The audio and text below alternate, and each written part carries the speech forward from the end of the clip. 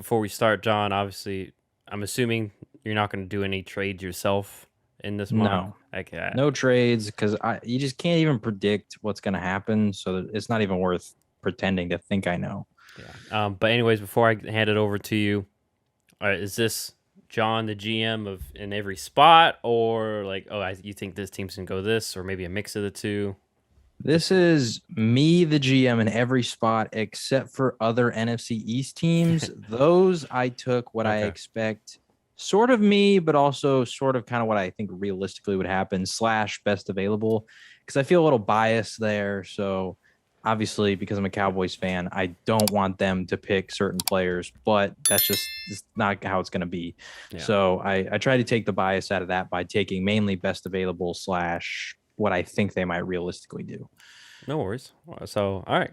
Now we got an idea, or so is the public.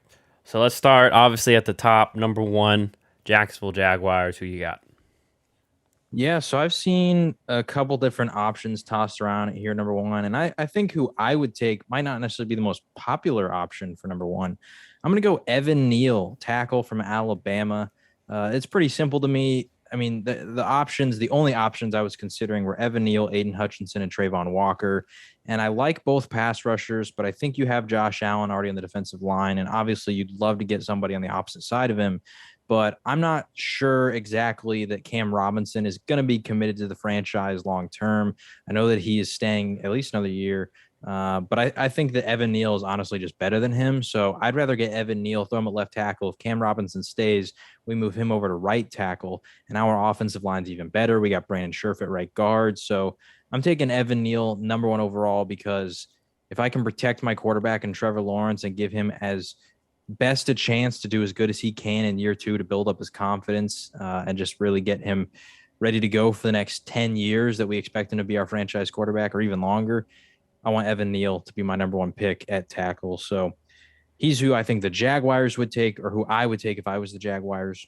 And number two, this one's really easy. Detroit, they take Aiden Hutchinson out of Michigan, the defensive end. I mean, he went to Michigan, so you got the local familiarity. I think he'd be a massive hit with the fan base there because you probably have a lot of Michigan fans who are also Lions fans. So there's obviously the crossover there, but also he's just a freak. Detroit needs a lot of. They just need anything really. Like there's not a lot of positions outside of maybe tackled that they don't need, and so you take Aiden Hutchinson, who's a guy that you can build your defense around for a long time. Like I said, at the top of the draft, there's really only a few options to me. It's like quarterback, and this class doesn't have a great quarterback class. So offensive lineman, specifically a tackle, defensive end, maybe a corner, but that's kind of it. That's really who you take at the top. So Aiden Hutchinson at number two.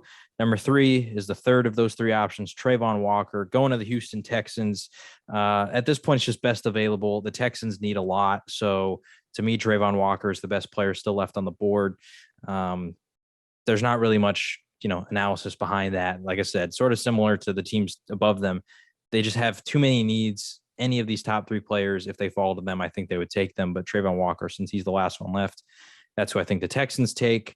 And then at number four, this is where I think things start to get interesting. I feel like the top three picks, it's pretty clear cut.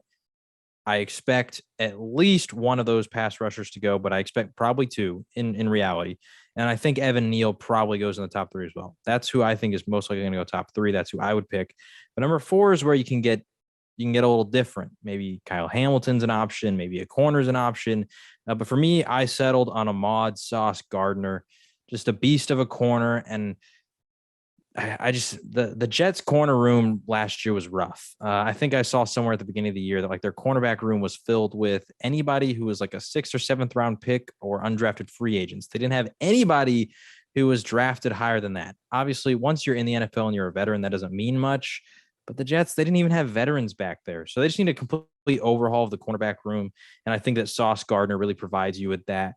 Plus, Robert Saleh was the head coach there. And obviously, Saleh had Richard Sherman in San Francisco. So I think that he's very familiar with a corner like that who has that range, that height, the long arms, similar skill set when it comes to really great in zone, press coverage specifically. So I just think Sauce Gardner feels like the perfect corner for what Saleh wants on the defensive side of the ball.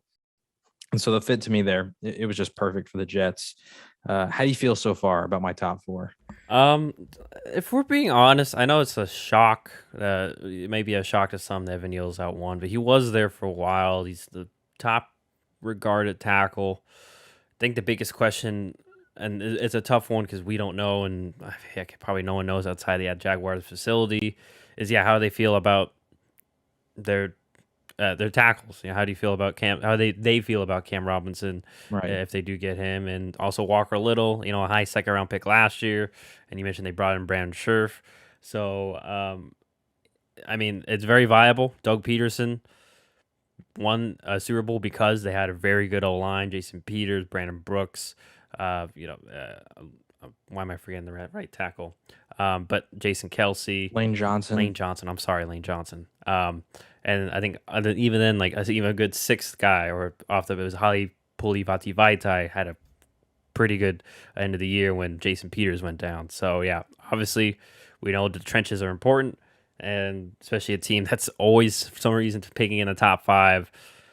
It's very viable they take the safer pick and a offensive lineman. So I'm fine with that. And obviously Aiden to Michigan, great. Trayvon Walker, you mentioned fills a lot of needs. He can be they can mold him to a sack specialist, or he can be just a kind of a very good 3-4 kind of D end. And then obviously Sauce Gardner's awesome. So Yeah, so those are my top four. Moving on to number five, the New York Giants. They have two picks real quick right here. They have 5 and 7. So really at this point, I just sat there and I thought, okay, who do I think the Giants take? Who am I a little bit worried that maybe the Panthers take before their next pick? And so, the options here, you can maybe go safety, you go offensive lineman. I know that the Panthers would be interested in offensive lineman, all these different things. There were just too many factors that I was including. So I just ended up going best available. And I think this is someone who the Giants would love. And you get safety Kyle Hamilton out of Notre Dame. Obviously, they just lost Jabril Peppers in free agency. He headed off to New England. And so you have a void at safety. And I just think that Kyle Hamilton, like I said, he's the best available. You got 2 picks here, so you take best available first. Maybe get somebody else that's more of a scheme fit, team fit at number 7. So you get the safety there, and you can build your defense around him and a lot of the other key pieces that you already have, like Leonard Williams. And so I took a safety, Kyle Hamilton, for the Giants at number 6. And please forgive me if I pronounce his name wrong. It's just too hard to ignore offensive line for the Panthers. Their offensive line is pretty pitiful. I mean, they have Taylor Moton. That's kind of it. So I decided we're going to get a left tackle opposite of Taylor Moton, and we're getting Ikem Ekwonu. Is that how you pronounce it? you're pretty good. Yeah, you're about 90. I think people call him Icky. I think that's his nickname. So we're going to take Icky, the offensive tackle. I almost took him at 5 for the Giants, but in my mind, I think the Giants would be okay with, a couple of different tackle options to where Kyle Hamilton, I think after him at safety, there's a pretty big drop off that maybe you won't see a safety taken for quite a while. So that's why I had the Giants taking Kyle Hamilton. But for the Panthers, I even saw a video of Matt Rule in their war room last year, and they were sort of predicting who they felt like teams were going to take. They were pretty spot on for most of the picks until they picked. And they talked about the options that they were interested in. And Penei Sewell was one of those options because, and he, in Matt Rule's own words, because he's an offensive lineman. There was no more elaboration on how great he was or how much they liked him. It was just because he's an offensive lineman. So I think the Panthers understand their need for an offensive lineman. So I'm going to take Icky at number 6 right here for the Panthers. Number 7, the Giants are back on the board. And I went with another offensive lineman in Charles Cross. I like Andrew Thomas. I think he's going to be their left tackle. I'm not sure about, I believe his name is Pert on the right tackle spot. And also, I mean, just overall, the Giants line, they just need some work. And so adding a highly ranked tackle here, Charles Cross at number 7, I think that you get a solid right tackle here. You have him and Andrew Thomas to be, the cornerstones of your offensive line, and then you can build the interior from there. But really, to me, that just gives Daniel Jones no more excuses for the next year. You got a lot of receiver options, assuming maybe they don't trade Kadarius Toney. That could change things. You have Saquon Barkley, which you give him another tackle who can help with the run game. But now Daniel Jones, he's got both of his sides protected by high investments in the draft in Charles Cross and Andrew Thomas. And so, yeah, I just think that in a make or break year for Daniel Jones, in a first year for Brian Daboll, you just get 2 stud tackles on both sides that you picked in the top 10, and you run from there. So Charles Cross, that's why I took at number 7. And number 8, this is where things got really difficult for me. And I texted you this earlier while I was planning out this mock draft. Falcons have a lot of needs, and I feel like a lot of the guys who I really like are gone by this point. Guys who I'd be comfortable taking in the top 10. Um, maybe go offensive lineman, but I feel like the top 3 tackles are all gone. And do you want to reach on an interior guy? I'm not sure if they do at this point. Obviously, Kyle Hamilton, he's a top safety. He's gone. Sauce Gardner's gone. You got 2 of the top edge guys gone. And so I just went with who I think fits their team because they just need a lot. But also, could be really solid value at number 8. I went with Kayvon Thibodeau out of Oregon. I just think he has a lot of potential. And with the Falcons and all the needs that they have, specifically on the defensive side of the ball, because they were just really bad on defense, you get Thibodeau, you allow him to, potentially blossom into your franchise defensive end. You put him along that defensive line that already has some talent with guys like Grady Jarrett. But you bolster that front 7, which desperately needs it because really they don't have a lot of pass rush talent on that team. And so you get a guy in Kayvon Thibodeau who can provide that, be energy, be a high motor guy. That was one of the things that we talked about that we really loved out of him as his big strength. And I think that team, that's just something that they need on defense. They need somebody who's going to go out there and give his 100% on every single play. So Kayvon Thibodeau, that's why I had at number 8. How do you feel about my next 4 picks? I will say Hamilton was a little bit surprised at 5. Other than that, I have really nothing. But even then, he's surprised, but he does fit a need. We didn't get to talk safeties, but I think we'll talk about him in my mock too. I mean, Hamilton, I know there's concerns about the 40. I think he's still going to be fine. He's gonna be, if not a very good safety, at least a starter level safety that can do multiple things, I think. But Ike Ekwonu, I have him over Charles Cross as well. And then we all know how I feel about Kayvon, but there is chatter. So if you're there's a little bit of mix. I don't know about you, but just before we throw it back to, it's always tough to keep out the chatter you hear whenever you're making a mock, because you hear he's top 10. I might want to put him there because apparently this team loves him. But yeah, before I throw it over to you again. Sorry. Yeah, Atlanta, like we talked about before the podcast. One of those teams where I feel like there's no one really has a pulse on them. Maybe Atlanta fans do, but I really have no idea where they're going with this pick. So, and once again, it's tough because it matters how the first 3 before them fall.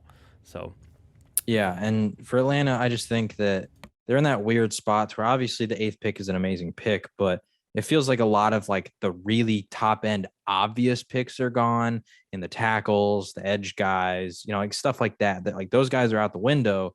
And so now this is where you can start to delve into, well, maybe they take a receiver or maybe they take another, just so many different options that could go there that I feel like, obviously in the top 5, I don't expect any of those teams to take a wide receiver, but after that, things start to get a little different. So, there was just so many options there that I just went with a guy who I think makes the most sense for what they need. Anyway, moving on. Number 9, the Seahawks, also a really tough spot, just a lot of needs. I was really tempted to potentially go somewhere on offense here, but it didn't make sense to me. I felt like the offensive line prospects with these tackles gone, I just don't think this is really a pick in which you're going to go out and take an interior offensive lineman. If you're going to do that, I expect somebody to trade back from here, maybe get in the mid-teens. So that kind of ruled out most of offense because, once again, this is my mock draft. I'm not going to take a quarterback in the first round, especially at number 9. So I think maybe there's 1 quarterback, maybe 2. Anyway, I'm not going to take a quarterback in the top 10 in this specific class. We'll see what happens later down the road. And so I went on defense here, and I went with edge rusher Jermaine Johnson out of Florida State. Once again, Seattle just has a lot of needs, and so you take a top edge rusher. I think he sort of fits the billing of what they've typically done with that sort of speed stuff that they've liked to do in the past. I think of Bruce Irvin, that was a really key force in their defense for a long time. Obviously, the defensive staff over there is way different than when Bruce Irvin was there, but I feel like Jermaine Johnson can sort of fit those same roles that Pete Carroll is going to be familiar with. So Jermaine Johnson out of Florida State, he's who I have Seattle taking. The Jets at number 10, they are back on the clock. We took Ahmad Sauce Gardner at number 4. So I think they're going to flip it, go to the offensive side of the ball. And this is where I think they take a wide receiver. You talked about sort of trying to tune out the chatter. It feels impossible for me at least, to not have the Jets take a wide receiver, considering we saw the trade offer for Tyreek Hill. We've seen that they had apparently a trade offer for DK Metcalf. There's now chatter that they want to get Deebo Samuel. I think they want a wide receiver. And so if they strike out on all the trades, I expect them to use pick number 10 to go out and get a wide receiver. And this is where I just went off of my rankings for the wide receivers. The number 1 guy I had was Garrett Wilson. So that's who I'm going to have the Jets take out of Ohio State. Like I said, pretty plain and simple. I think they take a wide receiver here, and I just went with the guy who I had as number 1 on the board in Garrett Wilson. Also, you get the Wilson to Wilson combo, Zach to Garrett. Maybe there's some marketing there in New York. I don't know. Anyway, at number 11, the Washington Commanders, also a tough pick, but at the same time, they don't necessarily have a lot of weaknesses. I know that sounds weird for a team who's number 11, but I feel like they've drafted really well balanced over a lot of their picks. And so the 2 main needs that stood out to me here were, number 1, interior offensive lineman, because they lost Brandon Scherf, and then wide receiver. I know that sounds weird because they have Terry McLaurin. They traded or I think they signed Curtis Samuel. They drafted Diami Brown. But there's some worries about maybe Terry McLaurin doesn't stay long term. They haven't reached a contract yet. Curtis Samuel just didn't really pan out super well last year. And outside of, like I said, Diami Brown, who they drafted last year, not a ton of depth at that wide receiver room. So I'm going to say they go big here. They're going to draft Jameson Williams out of Alabama. Once again, I just felt like it was a little too early to go interior offensive linemen. I think this class has a lot of great interior offensive linemen, but I just don't really see any of them being that great of value in this top 12, top 15-ish range. And so I feel like if that's your plan to go take a guy like that, you can trade back, get a little bit more value. Maybe a team wants to trade up for a quarterback or something like that, or a wide receiver. And so you can get a little bit more value, allow that to happen, and still get that lineman. So I think if they're going to stay put, they're going to go after Jameson Williams from Alabama. At number 12 for the Minnesota Vikings, this one's interesting too because they have a new coaching staff. And so, I mean, if Mike Zimmer was still there, I'd say they'd probably take a corner because Mike Zimmer just took a ton of corners in the first round. Unfortunately for him, they didn't really work out. Mike Hughes, Jeff Gladney, the list goes on. But I still think they go on the defensive side of the ball here. They're really solid offensively. You still got Kirk Cousins. You still have Justin Jefferson, Adam Thielen. You got Dalvin Cook. You drafted Christian Darrisaw last year. So I feel like the main positions on offense are for the most part taken care of. You got Irv Smith Jr. at tight end as well. So you don't really need to go out and get any weapons. And so I'm going to go on the defensive side of the ball here. I almost went corner, but then I thought, you know what? I think they're going to go in the middle of the defensive line at defensive tackle, and they're going to take Devontae Wyatt from Georgia. He's just a game wrecker. I think he's a little underrated because of the monster that Jordan Davis is size-wise. But honestly, I think there's a case you could say Devontae Wyatt was better. But overall, I just think that he fits what the Vikings want to do more. Jordan Davis feels a lot more like that big guy that you're going to bring on first and second down. But I feel like Devontae Wyatt has more versatility to play on all 3 downs. Still, going to be one of those like 3 technique kind of guys. But I think that he just fits more in that 4-3 defense that the Vikings run. And I think that he can fit pretty well alongside guys like Daniil Hunter, Anthony Barr, Eric Kendricks, all those guys in that front 7. And I believe they lost Michael Pierce this past or during this free agency period to the Ravens. And so now you have a hole at defensive tackle that you want to fill. You get a young guy in Devontae Wyatt to fill that spot. Aaron, how do you feel about my next 4? These are where things get a little interesting and kind of different for me. Yeah. I think if anyone listened to the wide receiver rankings, you know how I feel about Garrett Wilson. Right. But once again, I'm not going to fault you for following your own board. Yeah, Washington is kind of an anomaly. Like, I wouldn't be shocked if they do something weird and grab a quarterback there too. Yeah. But they could go a lot of different ways. The only way I'd know they won't go is defensive tackle. Right. Because we know they're set there. And probably edge, Chase Young. Yeah, and probably, and like, I don't think they'll go linebacker because they just went one last year. Right. Although maybe they should. But nonetheless, Yeah, Jameson Williams is a good one too because even if, like you mentioned, Terry McLaurin does go, well then Jameson Williams should be back midway through the year. I think if I remember correctly, he was my number one guy as well. So Hmm. a lot of consensus is he probably would have been the top guy if he didn't tear his ACL. But once again, I don't think that's a long term issue. So yeah, and then Devontae Wyatt, you mentioned Minnesota. Minnesota's a tough one just to gauge. I mentioned in Right. my mock, but not my top. I think Jordan Davis still has three down value. I like him more, but yeah, in regards to the scheme that they may be running, like you mentioned, Devontae Wyatt, just more versatility. You can use him in different ways, and in different schemes, and he's done that in Georgia too. So like I said, I don't mind the pick there. So, yeah, nothing outwardly egregious, I would say. So yeah, good stuff so far. All right. Also, I just want to add to on the Washington taking Jameson Williams. We saw this last year. There is some NFC East competition amongst the teams when it comes to grabbing wide receivers. We saw the Eagles trade up above the Giants to get Devonta Smith. The Eagles are a few picks back from Washington, and we know that maybe they're interested in a wide receiver. And so that's where, I think maybe Washington feels a little more desperate that they don't want to allow this guy to fall into this team's hands, like we saw with the Eagles last year, thinking that maybe the Giants would go get Devonta Smith. Anyway, moving on to number 13, Texans are back up on the board. Once again, a team that just needs too many things that it's really hard to pick based on scheme fit, anything like that. And I think the Texans are going to be willing to be a little bit more risky here.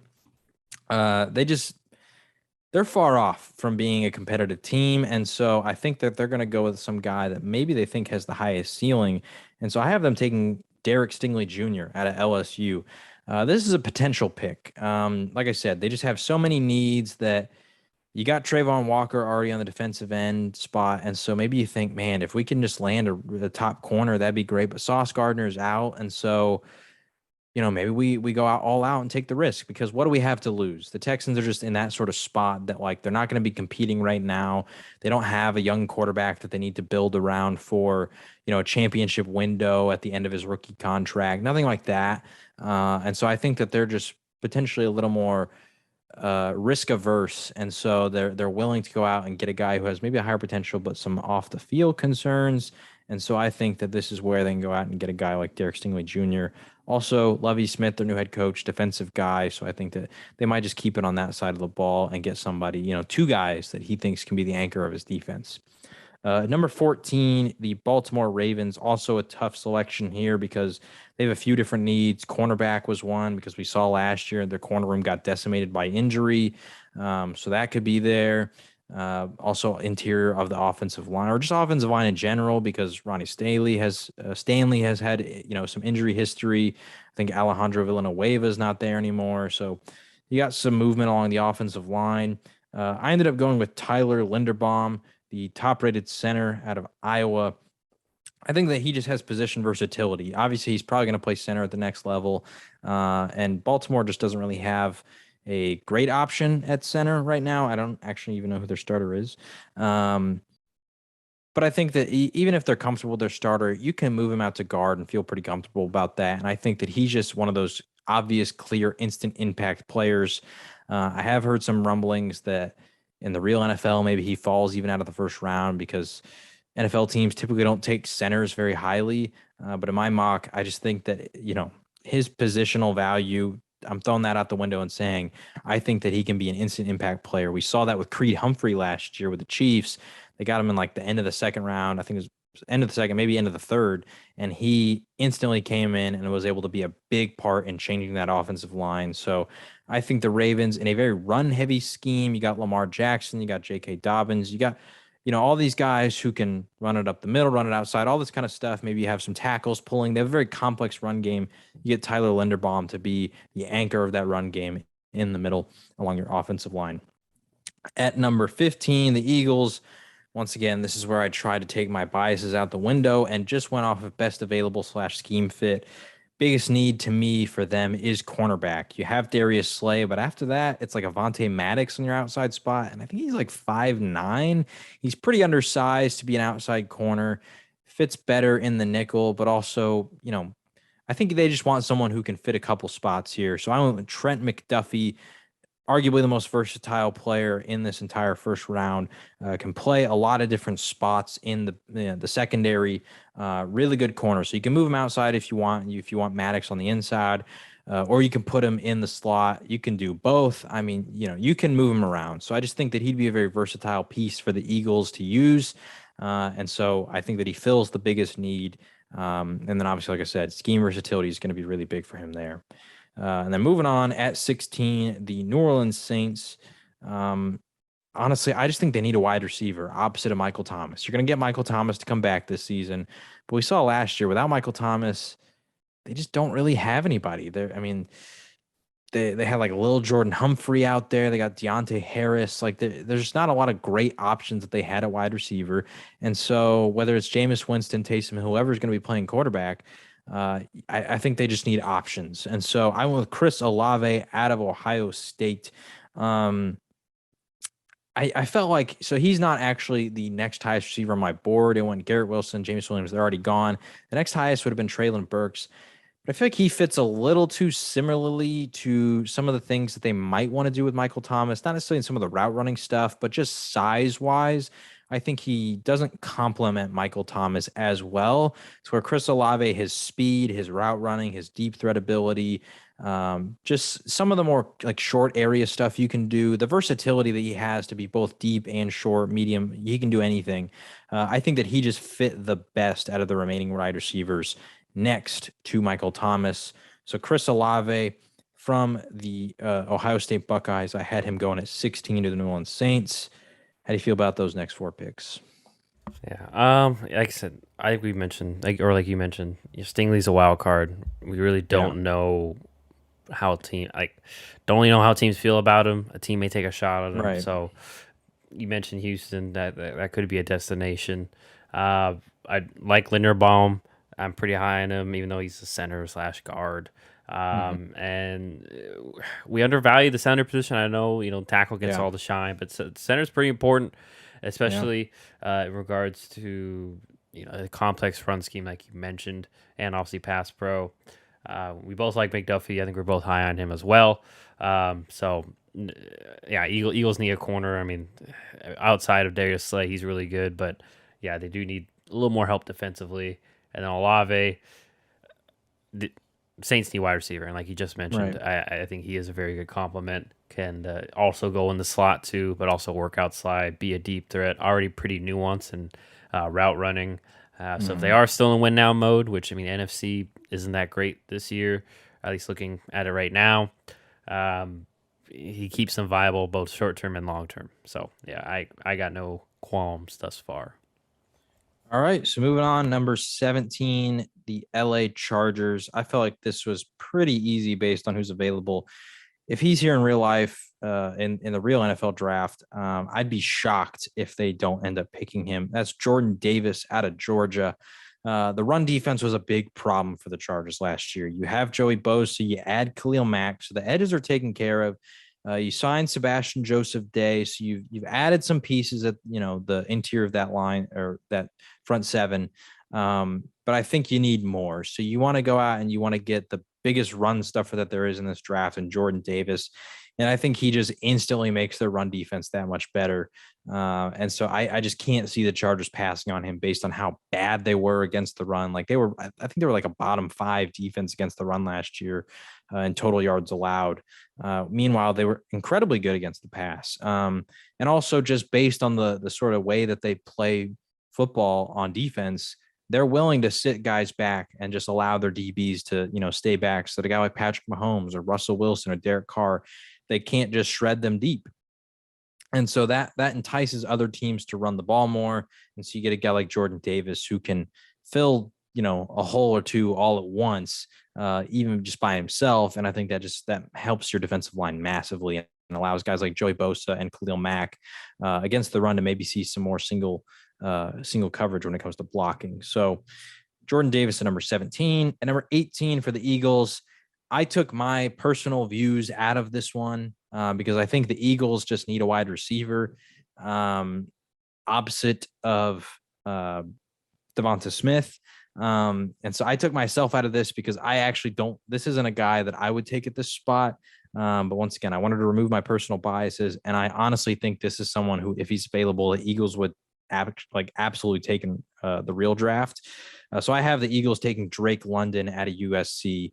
I think he's just the exact opposite of Devonta Smith. Really big bodied wide receiver. Not a crazy good route runner, but he's the guy that Jalen Hurts can just throw the ball up to, and his catch radius, his vertical, his size can really come into play. To where Devonta Smith, he's your quick route runner, all those kind of things. So I think that Drake London just provides them something that they don't have. Like I said, this isn't necessarily someone that I would be taking in this spot because I don't actually have Drake London as a top 5 wide receiver in this class. And 2 of my top 5 are still there. But I'm biased, so I don't want to pick who I want the Eagles to take because I don't want them to take anybody good. But I think that realistically, this is if he falls even a 15, I could absolutely see the Eagles taking Drake London. So that's why I have them taking at number 18. Number 16, the Saints. Pretty plain and simple. I think they need a tackle to replace Teron Armstead. So I have them taking Trevor Penning, the 4th ranked offensive tackle in most people's boards. I think that once those top 3 are gone, there's going to be a little bit of a wait for the next one being Penning. I could even see him maybe falling a little further because I have heard some rumblings that maybe the Saints want to take a quarterback. So that could be an option in the real draft here. But for me, Trevor Penning, I like him to just instantly plug and play at the left tackle spot. You got him, you got Ryan Ramczyk, so now your tackles are figured out, and you can just keep playing the way that you want to play. To where if you don't have a tackle, in the draft here, who knows where you're going to, have it the left tackle spot. So Trevor Penning, that's who I have at number 19. And then number 20 for the Pittsburgh Steelers. This one gets a little bit interesting because the Steelers have a couple needs, but I went with cornerback to fill the void that Joe Hayden has left because I don't think he retired, but I just think he's not on a team right now. So I just went with the best available corner on my board, and that is Andrew Booth Jr. out of Clemson. I think that he fits perfectly in the mentality the Steelers want to have on defense, that alpha dog mentality that I am the best here. We are the best defense. So I think he fills the massive need at corner that they have while also fitting that sort of proud, confident Steelers defensive mentality that they have. So Andrew Booth Jr., that is who I have at number 20. Aaron, how do you feel about those 4 picks? So love Jordan Davis. I mean, yeah, like you mentioned, if he falls there to the Chargers, it should be pick is in within the first minute. I'm with you with Drake London. I mean, I could see them getting a size guy, and London could be that guy. That's just a 50-50 balls. Maybe they hope he kind of becomes like a Mike Williams-ish for the Chargers. We'll see, but I do like that pick as well. Trevor Penning makes sense. I mean, I feel like the Saints are always just adding to their O-line. Yeah. That's kind of that Sean Payton mentality. And they are losing people. They did lose Teron Armstead, like you mentioned. She's kind of getting older along the line, too. I know they have Cesar Ruiz, but Andrus Peat kind of getting up there. Ryan Ramczyk's had a few injuries. So, yeah, I love that pick. And Andrew Booth Jr., I think, really does fit Pittsburgh well. I felt he was a very good zone corner, but very good in bump and run. He does have good speed, and especially with how aggressive Pittsburgh is in their creative zones, I think he'll be fine because they kind of did that already in Clemson, especially the more exotic zones. So, pretty good. All right, so that is the top 20. Moving on to 21, the New England Patriots, Bill Belichick. I think a lot of people on paper are like, we want to take a wide receiver, all these different kind of positions.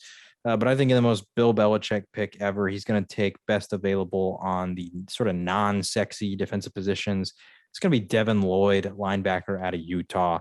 Donta Hightower is just getting old, and we don't really know, who the next linebacker is going to be for the Patriots. They've always had really solid options at the linebacker spots. Teddy Bruschi, Willie McGinnis, Donta Hightower, all these kind of linebackers over the years. So I think Devin Lloyd is going to be the next guy. To me, he's the top ranked linebacker in this class. Not a crazy hyped up linebacker class. There's no like Micah Parsons or anything like that. But I think that Devin Lloyd is absolutely great value here at 21. And it just feels like a total Bill Belichick pick. Best available. He's on defense. It just fits everything that I think Bill would want to do. So now to number 22, your Green Bay Packers. to me, it's no secret that I think they're going to take a wide receiver at one of these top two spots. If they don't, I would be genuinely shocked. Unless they trade one of these picks, because there has been the rumors today about Darren Waller. I don't know if that would require a first, but nonetheless, as they currently stand, I think they have to take a wide receiver at one of these spots. And so I have them taking Treylon Burks out of Arkansas here. I think that you can just use him creatively. I think that this could be a guy who maybe Matt LaFleur can flex some of his creative stuff and start to do some different, Debo Samuel type things where maybe you pull him on jet sweeps or different stuff like that, that you can start to just get a little more creative to where maybe you don't have all the greatest wide receiver options. You don't have Marquez Valdez-Scantling. You don't have Devontae Adams. So what are we going to do? Well, maybe we just start running the ball a lot more with A.J. Dillon and Aaron Jones, but maybe to get a little more creative, we can mix in some stuff with the wide receiver. I think Treylon Burks can do that. But also, I just like his size, and I like his ability to move after the catch. Not like the most crazy shifty guy, but I think that he just has the size, the power, the speed once he hits it in game to make things happen after the catch. So I think that Aaron Rodgers could absolutely use Treylon Burks here. At number 23 for the Arizona Cardinals, I just went best available off the board at this point. Someone George Karlaftis, the edge rusher. They lose Chandler Jones in free agency. You need a guy opposite of J.J. Watt. I think there's a case to be made that they go corner here as well. But I feel a little bit better about their cornerback room just because I think that the defensive staff they have over there is pretty creative, and you got Budda Baker also at safety to sort of, cover up any sort of mistakes that happen on that back end. And also you got some rangy linebackers like guys like Isaiah Simmons. And so I feel a little bit more safe about their cover stuff to where I think the pass rush is just not something you can manufacture. I think you got to have talent there. So George Karlaftis, I think he just fits the 4-3 scheme that they want to do. And I think who better to learn from than J.J. Watt on the other side? Put them next to each other, let them go at the quarterback. And so I think that fills the need there. The Dallas Cowboys, my Dallas Cowboys at number 24. I think there's a variety of options they could go here. Safety, maybe wide receiver. But overall, I went with who I want them to take the most. And that is Kenyon Green out of Texas A&M, the guard. I think that he just provides a lot of positional value because he can play more than just guard. He can play tackle. I think he's even played a little bit of center. He's played on both sides of the line. He played a lot of different places in college, and I think that's just going to be really valuable to a Dallas team who you got Tyron Smith, and he's injury prone. It happens. You expect every year, at least Cowboys fans do every year, for Tyron Smith to miss at least 3 games. And as he gets older, that could increase even more. So you get a guy like Kenyon Green who can maybe swing out to tackle if you need him to. Maybe if things get weird, because we've even seen Zach Martin have to swing out to tackle, maybe that allows Kenyon Green to swing out to right guard. You just have different options. You can have him there. But also I think he fills the massive hole that they have at left guard. Connor Williams obviously left in free agency. You have Connor McGovern, but they started him a few games last year and then went back to Connor Williams. I just don't think that they're sold on him being the starting option there. So I think that they fill the left guard need while also having the versatility to maybe move him out if Tyron Smith gets hurt. So Kenyon Green, that is who I have at 24.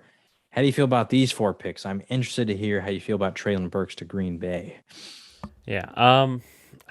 Yeah, Devin Lloyd. We didn't get to talk linebackers. I'm really high on him. If the Patriots get him, it's another one of those where how do we let other teams are going to say, how do we let him fall to them? Obviously, as a Packer fan, we need a wide receiver. I do like Treylon Burks. So I love that pick. Karlaftis is a good one too. And yeah, so far, check.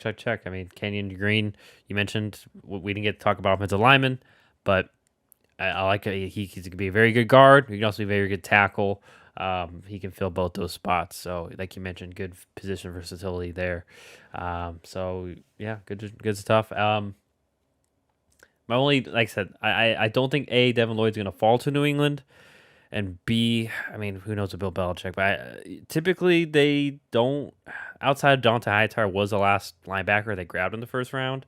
That was the same year they got Chandler Jones, I think. Mm-hmm. Bill Belichick's usually their philosophy, I feel like, and you can probably look back at the rosters, getting these linebackers in the mid to late rounds, and he makes them Right. work because he likes to sub them in and out. He's usually that's one of those positions that they have a bunch of guys at because it is a physically demanding position, kind of like running back. But uh, I could easily see him having that ideology of Dante's getting older, and we need some sort of leader on the defense, especially since I forget which McCourty they have, but he's also getting up there in age. I think it's Jason they have. I could be wrong. I think Nonetheless, that Devon's the safety, right? okay. And then Then they may Jason's have the Devin. corner. They have the I think safety. I thought they had. I don't know if Jason left. They had both They had for a little both, bit but I think there. one of them left. I Okay. could be sure, but Anyway, I know they nonetheless, have Devin. He's the safety. yeah, I'm pretty sure Devin's still there. So I'm not sure Anyway, about. But anyways, yeah. So far, like I said, I had felt that there were similar needs for all those teams. all right. Number 25, the Buffalo Bills.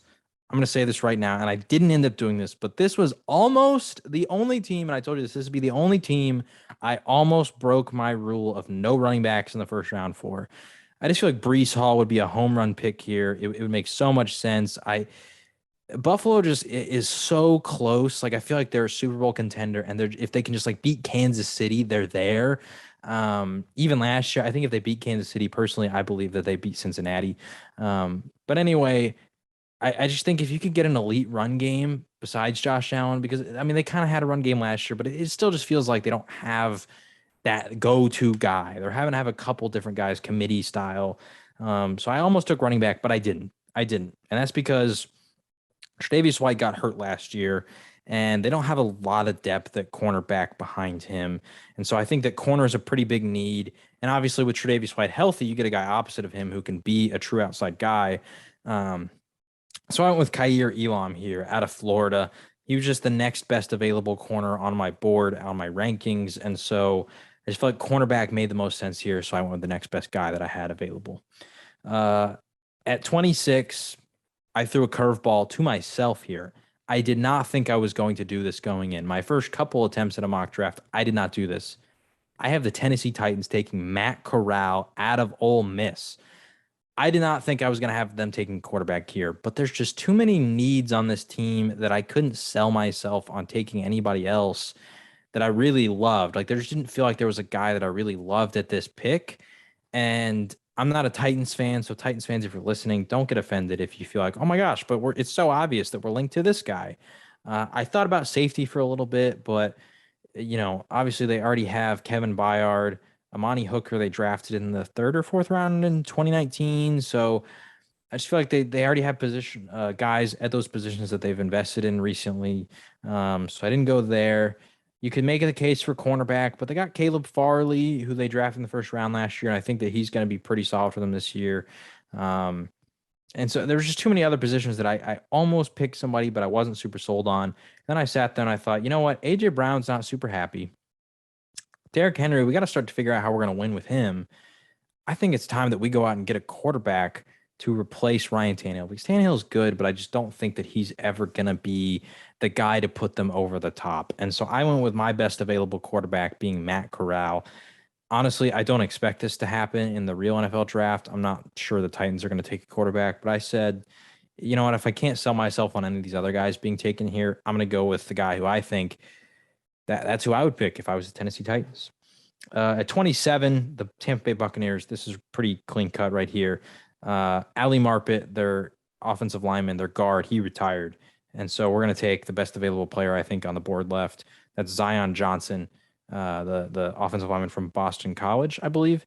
Really solid guard. I've seen a lot of people very high in him. I've seen him go even higher at mock drafts. I know the Dallas Cowboys have been pretty heavily linked to him. But I think that if Zion Johnson was to fall here at 27 and be available for the Tampa Bay Buccaneers, it's just a really obvious pick. Plug and play. You set and forget. You draft him to replace Ali Marpet, and there you go. You're good to go. You protect Tom Brady, and you try to win now. And drafting a starting offensive lineman, that's a win now move. And then at 28, Green Bay Packers are back up.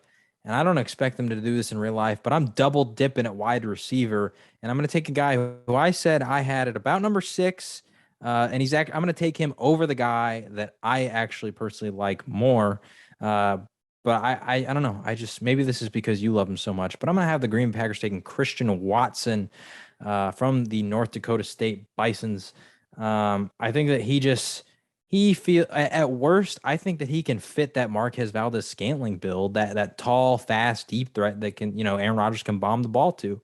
So I'm going to double dip here. I say that they take Traylon Burks and Christian Watson, refill that wide receiver room pretty big time here.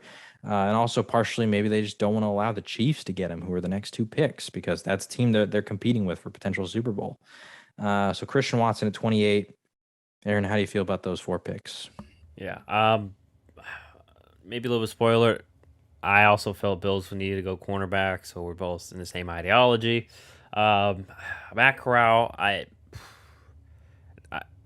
I think he deserves to go in the first round, but like you, I don't think he will. Tennessee, like you mentioned, is a tough one. Honestly, I don't think they're gonna go quarterback at all, even if he is there. It's just they got the money tied into Tannehill, and they might be in kind of win now mode. But nonetheless, I think Matt Corral's deserving of that spot.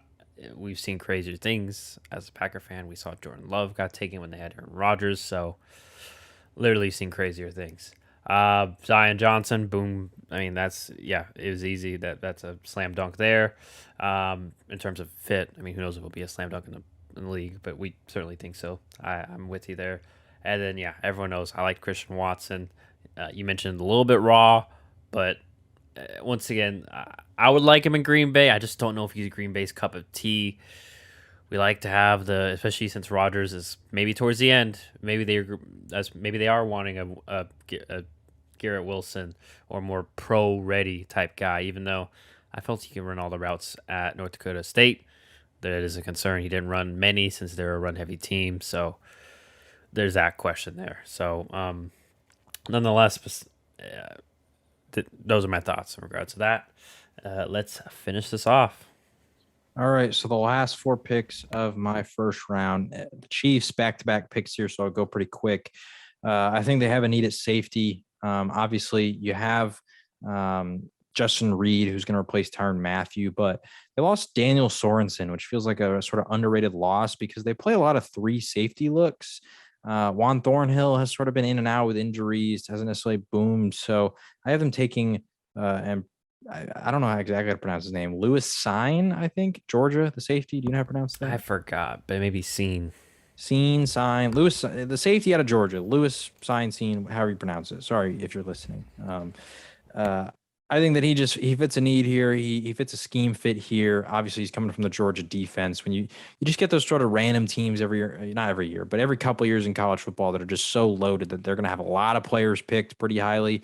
And I think Georgia's defense is obviously going to be one of those. But then I have them double dipping at the Georgia talent pool. So I have them taking wide receiver George Pickens. I just think they need a wide receiver to replace Tyreek Hill. He's obviously coming in off an injury, but I think that could hurt his draft stock a little bit. But the Chiefs feel like the team that, maybe they don't necessarily care about all those kind of things. Like the Tyreek Hill, he had the sort of off the field stuff. Even Travis Kelce had some question marks coming out of college. They had different guys who, Mahomes had some pretty big question marks about accuracy stuff and all these things. Can he make the whatever?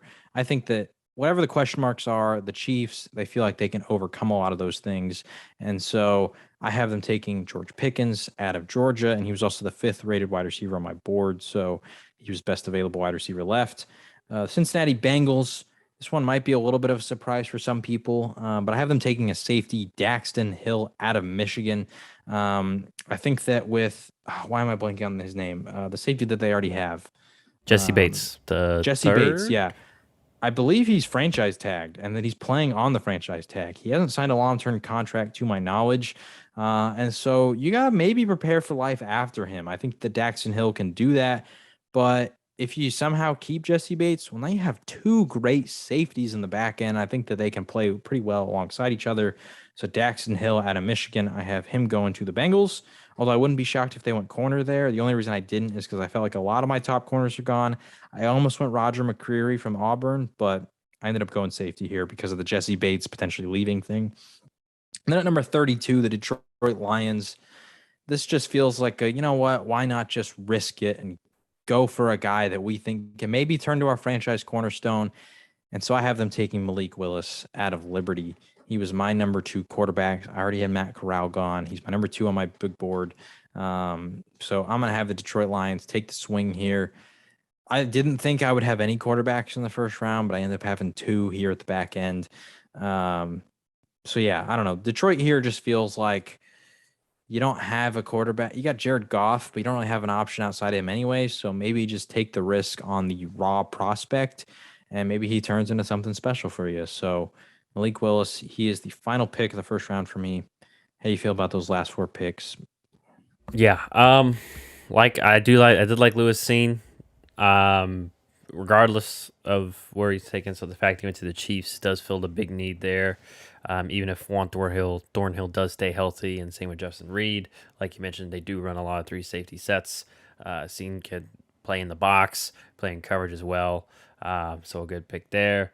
Pickens, yeah, definitely Fields could be another boundary guy. Him and Valdez Scantling on the outside. Juju kind of work, and Kelsey work in the middle.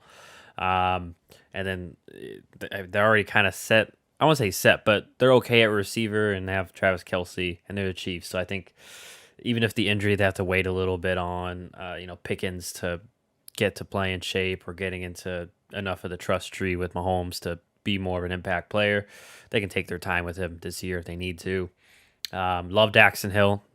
He is kind of reminding me, watching him, of Darnell Savage, kind of, where he can be the fast safety at the back end, but he can also play a little bit of nickel inside, maybe cover some slot receivers or tight ends. So yeah, great fit there, even if they do keep Jesse Bates. And then obviously you mentioned if they don't, boom, you have insurance. And yeah, Malik Willis at 32, even if it's not Detroit, I wouldn't be shocked especially if he's on the board or any other quarterbacks on the board, if a team, if that's just gonna be a prime trading spot, I think. If not, I wouldn't be shocked if the Lions grab him, get that 50-year option. I do love the ideology that you had. Even if he sits for a year or even just half a year, maybe Jared Goff. It's a lost season. They're 2-7. Let's throw in Malik. At the end of the last month or so, see what he does. Right. And then maybe they can get rid of Jared Goff. Maybe Carolina will be very desperate, especially if they don't get a quarterback. So that 32 spot with for the Lions, very flexible, but I do like the thought of Malik Willis there. So, very good overall. And I got your whole mock here. Like I mentioned, I mentioned, Kayvon, Garrett is the only 2 that I wouldn't really do, but the chatter is those 2 guys are kind of in that area that you'd mock them to. And I know that was you, the GM there. So, right. Overall, there's nothing glaring that I'm going to say, I don't know about that, but everything is pretty viable, and yeah, I can hear the argument for almost every pick.